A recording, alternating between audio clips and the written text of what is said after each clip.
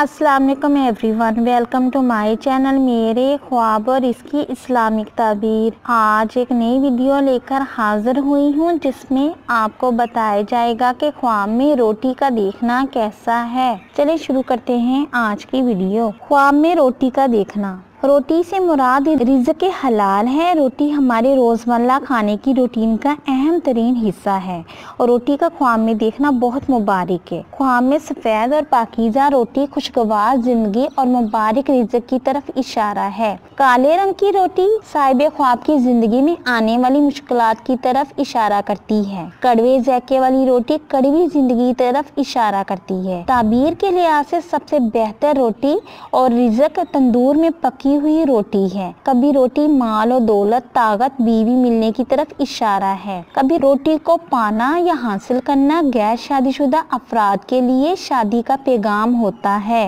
रोटियों को लोगों में तकसीम करना खैरात करना है। अगर बहुत से लोग रोटी खाते हैं तो ये सदका देने की तरफ इशारा है। सख्त रोटी खाना बीमार होने की तरफ इशारा है। कभी अच्छी रोटी गमों, अंधों या परेशानी खत्म होने और खुशखबरी पाने की अलामत समझी जाती है। अच्छी और साफ सुथरी रोटी का मिलना दराज उम्र होने की अलामत है। ख्वाब में गर्म रोटी मिलना अच्छी और पुरमसरत बात है, मगर गर्म रोटी का खाना गमों, अंधों और परेशानी या मुसीबत में पड़ने की अलामत है। हजरत दानियाल अलैहिस्सलाम ने फरमाया कि कोई चीज़ भी ख्वाब में रोटी से बेहतर नहीं है, क्योंकि रोटी का ख्वाब में देखना हलाल माल मिलने की अलामत है। उम्मीद करती हूँ अल्लाह तबारक ताला आपका ख्वाब आपके हक में बेहतर करे और उम्मीद करती हूँ कि आपको ये वीडियो अच्छी लगी होगी। तो इस वीडियो को लाइक, शेयर एंड सब्सक्राइब करें।